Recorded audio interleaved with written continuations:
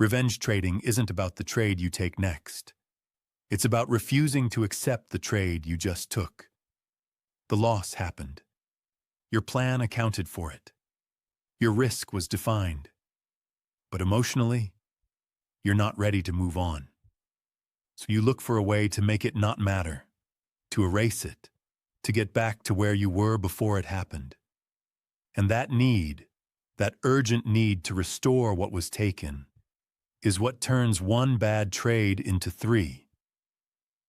Revenge trading isn't about making money back. It's about restoring your emotional state. The loss disrupted how you felt. It created discomfort, maybe embarrassment, maybe frustration, maybe just the sick feeling of being wrong. And your brain doesn't want to sit with that. It wants relief. And the fastest path to relief feels like making the money back on the next trade. Not because the setup is good.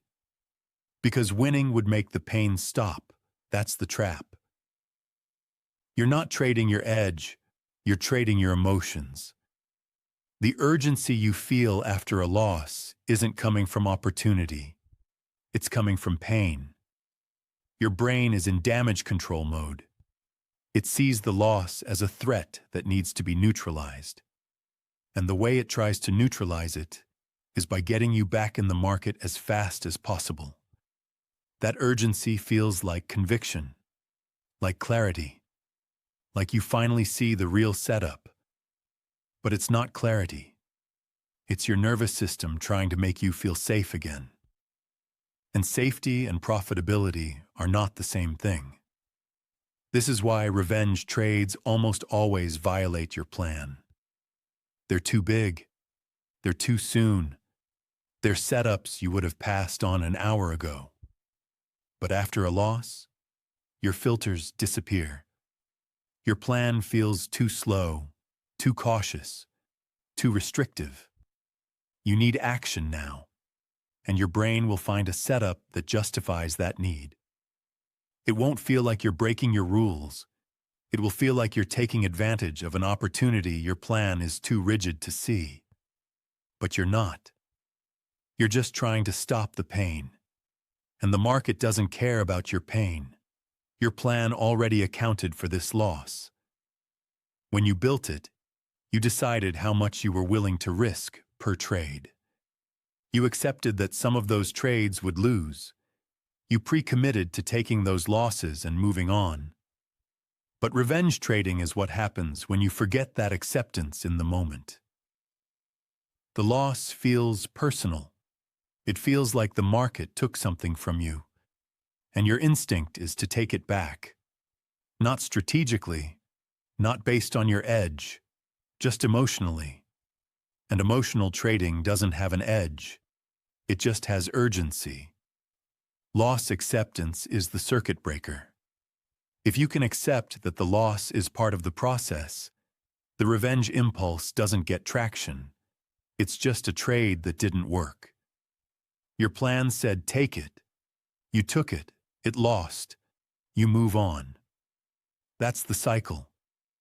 But if you can't accept it, if you need it to not have happened, then you're vulnerable. Because now you're not looking for your next good trade. You're looking for the trade that makes this loss not matter. And those are very different things. Here's the shift. The goal after a loss is not to make the money back. The goal is to execute your next planned trade. That's it. Not the next trade that feels urgent. Not the next trade that could recover the loss. The next trade that matches your plan. And if there isn't one, you wait.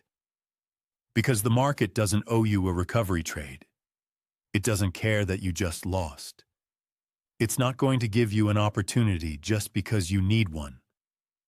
Your job is to wait for your edge to reappear and execute it when it does. Not to force it because you're uncomfortable. The pattern to watch for is the feeling that you need to trade right now. That waiting is wasting time. That the market is moving and you're missing the chance to fix this. That's not analysis. That's revenge.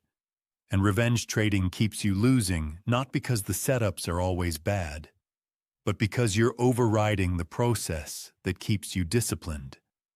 You're teaching yourself that emotional urgency is a valid reason to act. And once you've taught yourself that, it doesn't stay confined to losses. It spreads to every uncomfortable moment. And uncomfortable moments are most of trading. You don't need to win the next trade. You just need to follow your plan on the next trade. And if your plan says wait, you wait. Even if it's uncomfortable. Even if you want relief. Even if it feels like you're letting the loss win, because the loss already happened. The only question now is whether you're going to let it take one trade or three. And that decision happens in the seconds after you realize you're thinking about revenge. Name it, see it, and choose differently.